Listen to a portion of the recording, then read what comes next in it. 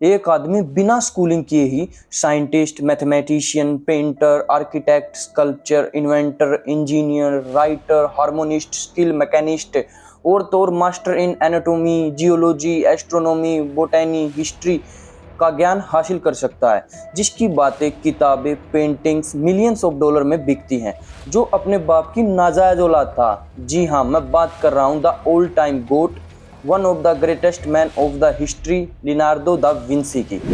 Leonardo da Vinci, legendary artist. His genius is universal. It speaks to everybody. He was also a scientist and inventor. There was a reason for every decision and every line.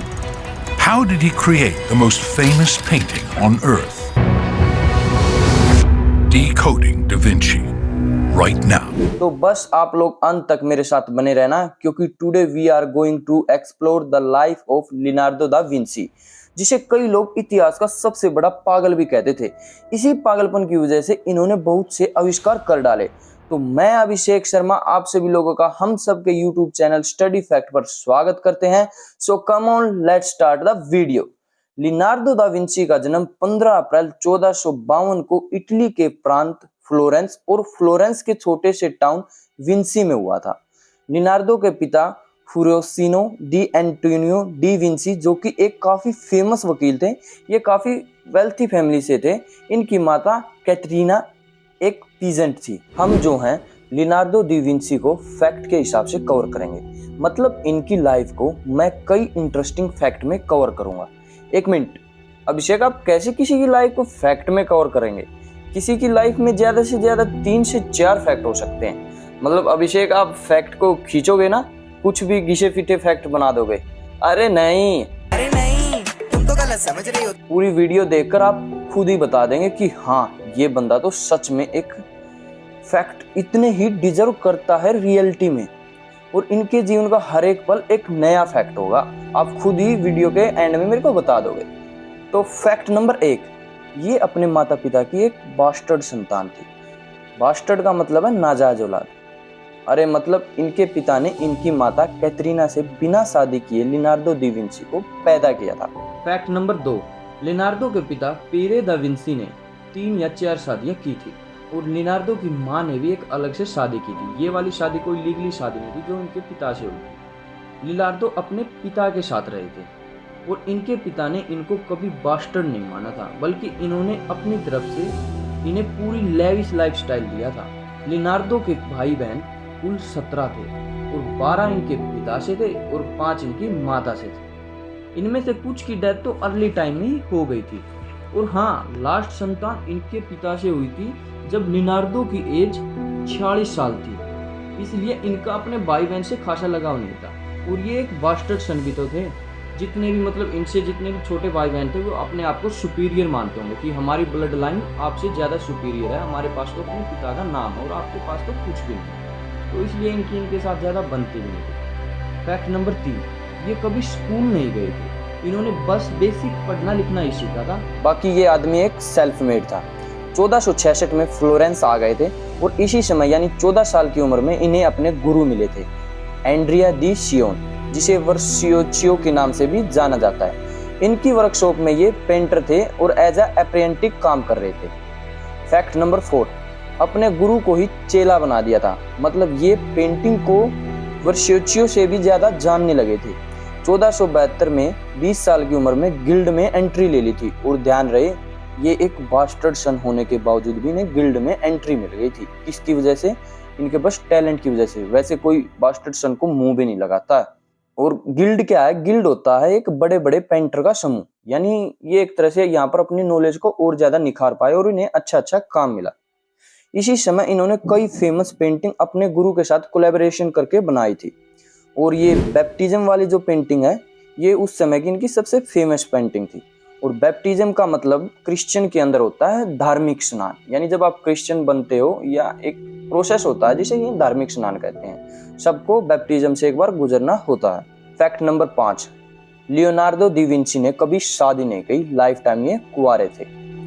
1472 में इन्हें guild में entry मिल गई थी, लेकिन बड़े बड़े जो painter थे वे इनसे जलने लग गए थे, और कहते हैं कि 76 के आसपास 1476 के पास उन्हीं जो बड़े पेंटर ने इनसे धोखे से इन पर कहते हैं कि इन पर इंजाम लगा दिया था सोडोमी का और होमोसेक्सुअल का। अब ये क्या होता है, ये होता है कि किसी व्यक्ति का अट्रैक्शन अपने सेम जेंडर की तरफ होना, और ये तो आज के समय भी मंजूर बहुत कम देशों में ही है, तो उस समय तो क्या होने वाला था। लेकिन इसका कोई खासा सबूत नहीं मिला और जो लिनार्डो थे वे इस दोष से ज़्यादा जल्दी ही मुक्त हो गए थे। फैक्ट नंबर 6, ये नेचर प्लस एनिमल लवर थे। उस पुनर्जागरण काल में ये ऐसे पहले सेलिब्रिटी हुए थे जिसने वेजिटेरियन होने पर जोर दिया था। ये एक तरह से पक्के वाले वेजिटेरियन थे और एनिमल लवर इतना कि केवल पक्षियों को पिंजरे से आज़ाद कराने के लिए उन्हें खरीद डालते थे और फिर उन्हें आज़ाद कर देते थे। पक्षियों पर डिटेल स्टडी भी वे उसी वक्त कर लेते थे, जैसे पिंजरे से आज़ाद किया पक्षी को और उसकी जो एक्टिविटी है, जो उसके पंख फड़फड़ाने का तरीका है, उसको नोट करते थे और उसी चित्र को ध्यान से समझकर हूबहू चित्र बनाते थे। ये एक बात ध्यान रहे आपको। और उसी चित्र को समझकर इन्होंने हेलीकॉप्टर बनाने का आइडिया दिया होगा। और जी हाँ, इन्होंने राइट ब्रदर से भी पहले हेलीकॉप्टर और एरोप्लेन वाला डिजाइन दे दिया था और ये चिड़िया के पंखों से उड़ने वाला डिजाइन भी उसी समय दिया था। फैक्ट नंबर 7, इनकी जो बायोग्राफी है वो जियोर्जियो वसारी ने लिखी थी। और जॉर्जियो वसारी ने जब ये बायोग्राफी लिखी, इसकी वजह से काफ़ी आज के समय भी जानने को मिलता है लियोनार्डो के बारे में। ये पब्लिश हुई थी 1550 में और वसारी का जन्म हुआ था 1511 में और इसी समय 1519 में हमारे लियोनार्डो जी की डेथ हो चुकी थी। तो इनका आपस में कोई लिंक है नहीं, ये आपस में दोस्त नहीं रहे थे। इन्होंने एक तरह से उनको जानकर ही वसारी ने इनकी बायोग्राफी लिखी थी और वसारी काफ़ी फेमस व्यक्ति थे उस समय। फैक्ट नंबर 8, द लास्ट सपर और वर्जिन ऑफ द रॉक्स जैसी फेमस पेंटिंग 1482 से 1499 के बीच में बनाई गई थी। इस समय लियोनार्डो मिलान में रह रहे थे।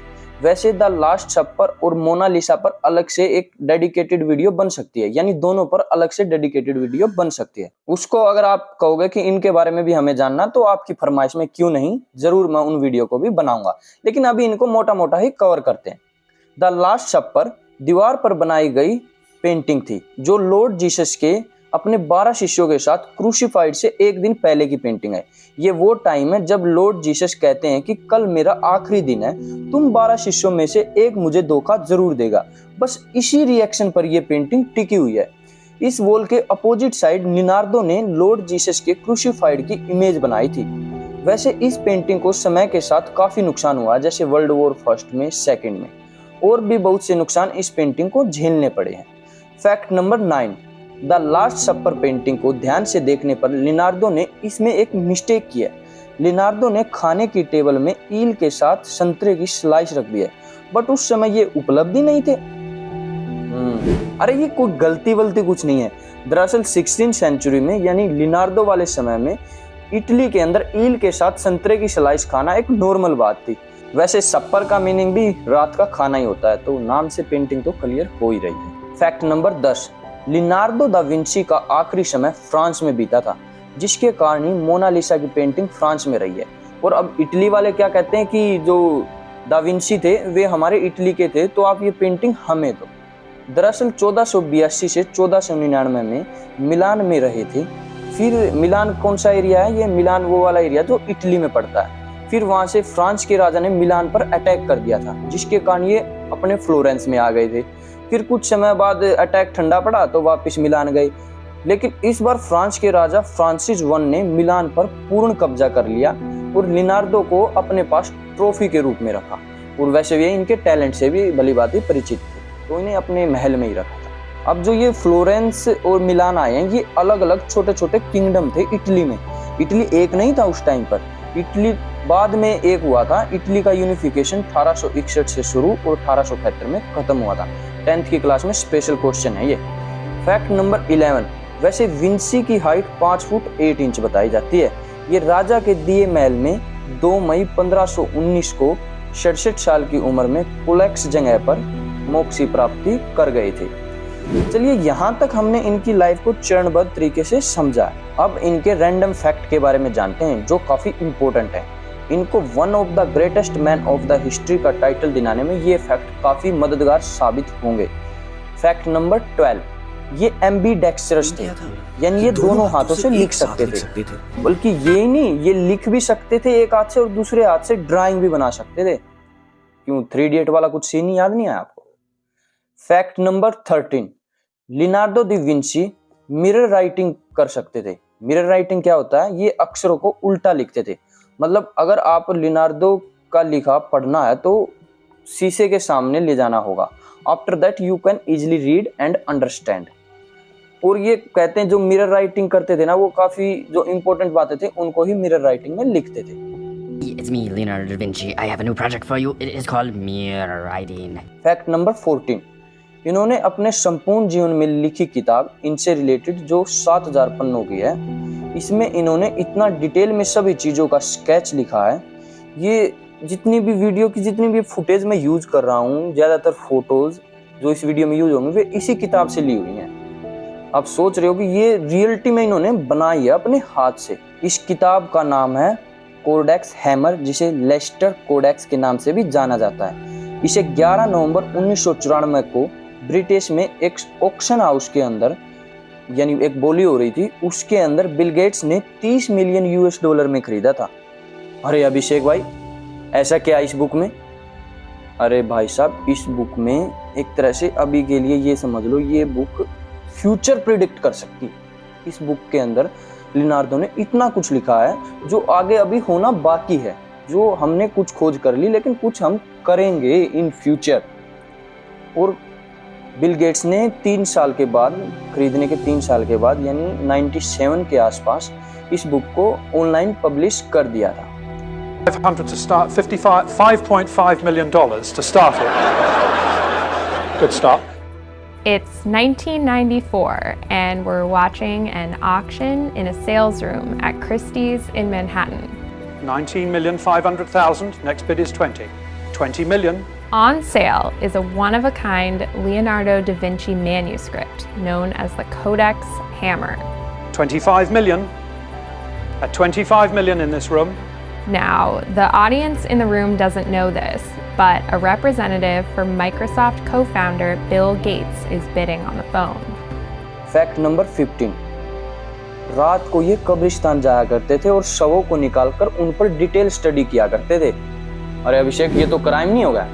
अरे भाई, ये क्राइम नहीं है, क्योंकि ये एक राजा के अंदर थे। मतलब एक इन्होंने जो राजा थे उस समय के, उन्होंने इसको संरक्षण प्रदान कर रखा था, क्योंकि नॉलेज ही इनके पास इतनी थी। नहीं तो इतना ज्ञान कैसे आएगा? इतना ज्ञान वैसे सभी के पास आ सकता है, जो बहु ज्ञान है वो ले सकते हैं, लेकिन आपको समय के साथ साथ अलग अलग फील्ड में ध्यान देना पड़ेगा। और अब राजा ने इनको संरक्षण दे दिया था, तो इन्हें जो साधन है उनकी कमी नहीं होने वाली थी। कोडेक्स में इन्होंने मानव शरीर के अंदर के इतने डिटेल चित्र बनाए हैं कि आप सोचोगे कि ये रियल में इंसान है, लेकिन इनके लिए मेहनत करनी पड़ती है। और इन्होंने इंसान की स्टडी नहीं की थी, एनिमल पर भी स्टडी की गई थी, घोड़े पर भी इनकी स्टडी आज भी बुक के अंदर वो है, इनके फोटोज हैं जो रियल दिखते हैं। फैक्ट नंबर 16, लियोनार्डो एक आविष्कारक थे। मतलब कुछ का तो आविष्कार कर दिया था और कुछ का डिजाइन दे दिया था जिन्हें आप फ्यूचर में बना सकते हो। इन्हें पैराशूट का डिजाइन बनाया था, हेलीकॉप्टर का डिजाइन बनाया था, पक्षियों को देखकर एक अलग एरोप्लेन का डिजाइन बनाया था। आज का जो टैंक है उसके बारे में इन्होंने पहले ही बता दिया था, क्योंकि राजा के लिए युद्ध की सामग्रियां ये तैयार करते थे। 4 पहिए वाली गाड़ी इन्होंने बना दी थी। पनामा नहर में यूज होने वाली टेक्निक इन्होंने बता दी थी। नदी पर पुल कैसे बनेगा वो इन्होंने बता दिया था। उनके डिजाइन अपनी बुक में दे दिए थे। नदी की दिशा को बदलना, नदी की दिशा बदलने पर अर्नो नदी पर एक्सपेरिमेंट भी किया था बाकायदा इन्होंने। और जो अर्नो नदी है वो पीसा इटली के अंदर मौजूद है। यहीं पर बैठकर ये लहरों के बारे में समझते थे, फ्लूइड डायनेमिक के बारे में यहीं पर बैठकर समझा। और ये जो आपने बाहुबली के अंदर वो एक ऐसे रथ के आगे बल्लाल देव जिसको यूज करता है, ऐसे पंखा देखा जिसके आगे वो जितने भी आदमी आते हैं वो कट जाते हैं, वो वाला डिजाइन बाकायदा इस बुक में है। अब आप समझ गए ये बुक मैं कौन सी बता रहा हूँ। कोडेक्स बुक में ये सारी बातें इन्होंने लिख रखी है। तो अब समझ गए ना आप ये बुक इतनी महंगी क्यों है, और क्योंकि ये फ्यूचर को प्रिडिक्ट करती है। Fact number 17, Leonardo da Vinci कोई परफेक्शनिस्ट नहीं थे, ये बल्कि एक प्रोक्रास्टिनेट थे। ये काम को टाल मटोल ज्यादा करते थे, पर जो काम करते थे उसे परफेक्ट करते थे, उसकी 100% एक्यूरेसी इन्हें चाहिए थी। बट इनकी टाल मटोल की वजह से इनका बहुत से प्रोजेक्ट, स्कल्पचर और पेंटिंग आज भी अधूरी की अधूरी पड़ी हुई हैं। उनको पूरा कर देते तो ये लगा लो कि हम सारा ही फ्यूचर जान जाते हैं इंसान का। लिनार्डो ने अपने अंतिम समय में कहा था कि I have offended God and Mankind because my work didn't reach the quality it should have. इसका मतलब है कि जो लिनार्डो वे अपने काम से सहमत नहीं थे। वे सोचते थे कि भगवान ने जितना मुझे ज्ञान दिया है उसके हिसाब से मैं मानवता की और भी सेवा कर सकता था, कुछ ना कुछ कमी रह गई और उसको और भी क्वालिटी को इनहेंस कर सकता था। Fact number 18, Leonardo da Vinci का पूरा नाम Leonardo D sir Piro da Vinci था। ये बास्टर्ड सन होने के कारण इन्हें अपने पिता का सरनेम नहीं मिला था। इसका मतलब जो दा विंची है उसका मतलब है ऑफ विंची, मतलब विंची का रहने वाला। फैक्ट नंबर 19, 10th की क्लास में आकाश का रंग नीला क्यों होता है, ये क्वेश्चन 2 नंबर में पूछा जाता है। इसका जवाब इन्होंने पहले ही दे दिया था कि 16वीं शताब्दी में दे दिया था। कॉन्टैक्ट लेंस के बारे में बताया था, जो 10th की क्लास में लेंस के ऊपर एक पूरा चैप्टर है, इनके बारे में इन्होंने पहले ही प्रिडिक्ट कर दिया था। फैक्ट नंबर 20, ये लगातार 8 घंटे की नींद कभी नहीं लेते थे, बल्कि इसे सेगमेंट में तोड़कर नींद लेते थे। यानी 2 घंटे काम कर लिया 30 मिनट सो लिए, 4 घंटे काम कर लिया 2 घंटे सो लिए। Fact number 21, Mona Lisa. जो मोनालिसा की पेंटिंग है वो इन्होंने बनाई थी इटली के अंदर, लेकिन फिर चली गई फ्रांस में क्योंकि राजा ने वहां पर ले गया। वो कई बार ये विवाद भी होता है कि मोनालिसा की पेंटिंग हमारी है, तुम्हारी है, हमारी। तो अब एट द एंड जो मोनालिसा की पेंटिंग है उस पर एक डेडिकेटेड वीडियो बन सकती है। और यहाँ तक कि जो ध्रुव राठी हैं, जो आज जिस फील्ड में मैं हूँ, इसके जाने माने एक बड़े यूट्यूबर हैं, उन्होंने इस पर एक स्पेशल डेडिकेटेड वीडियो बनाई है। शायद उन्होंने लिनार्डो पर स्पेशल वीडियो नहीं बनाई, उन्हें उसी में कवर कर दिया, लेकिन मोनालिसा पर डेडिकेटेड वीडियो बना दी। और यहाँ पर मैं मोनालिसा पर एक कुछ भी बोलूँगा ना तो वो कम होगा, क्योंकि मुझसे ज़्यादा अच्छे तरीके से उन्होंने वहाँ पर उसको एक्सप्लेन कर रखा है। तो आप उसको देख लेना। अगर मैं फ्यूचर में इस पर वीडियो बनाऊँगा तो मैं उसका लिंक आपको दे दूँगा।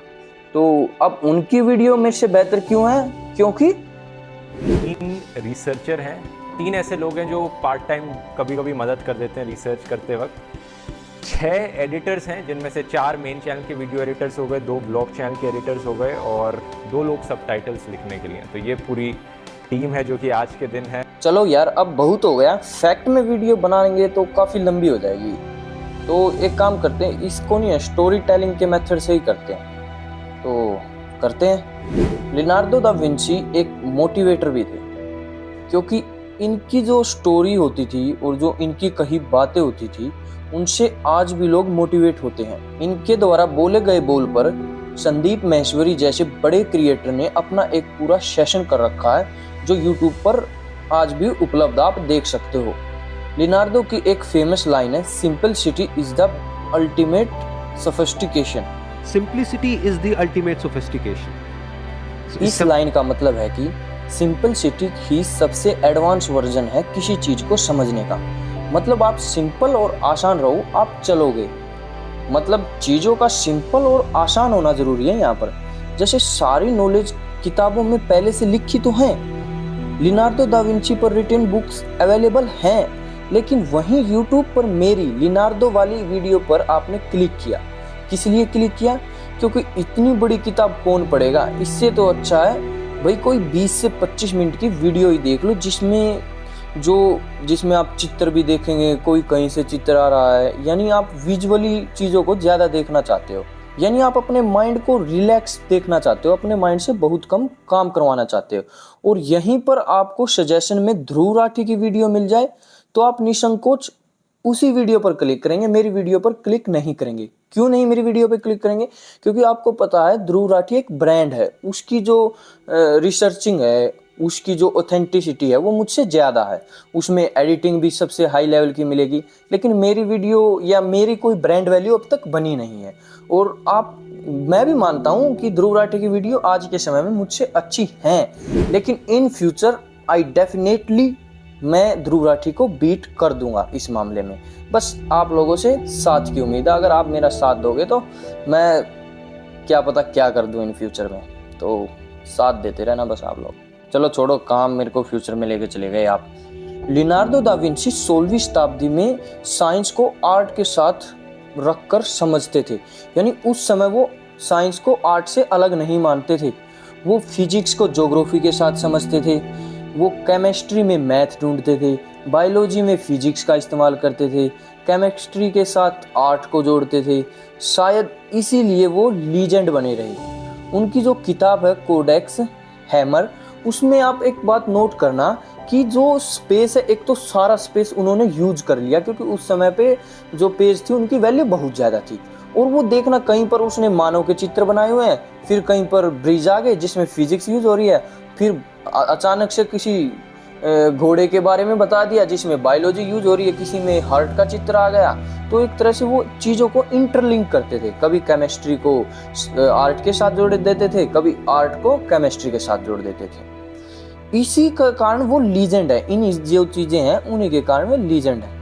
लेकिन जो हमारी आज की मॉडर्न एजुकेशन है वो कभी भी आर्ट को साइंस के साथ जोड़ के नहीं देखती है।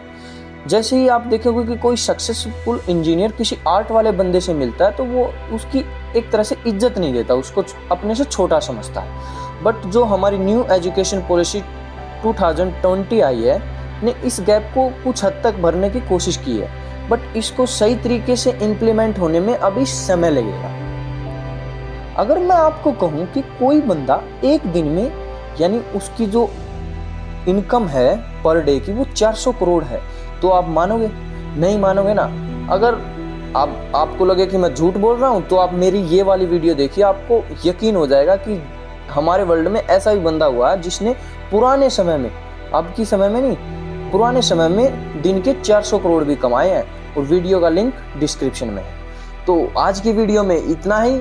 लिनार्डो के बारे में आज हम इतना ही जानेंगे। वैसे इस पर और भी काफ़ी है, जैसे 2 पेंटिंग बताई थी मैंने, उन 2 पेंटिंग पर बहुत लंबी वीडियो बन सकती है, तो उन पर कभी और बात करेंगे। आज की वीडियो में इतना ही। कोई कमी रही हो तो कमेंट सेक्शन में बता दीजिएगा, मैं इन फ्यूचर ज़रूर से ज़रूर उन पर काम करूँगा।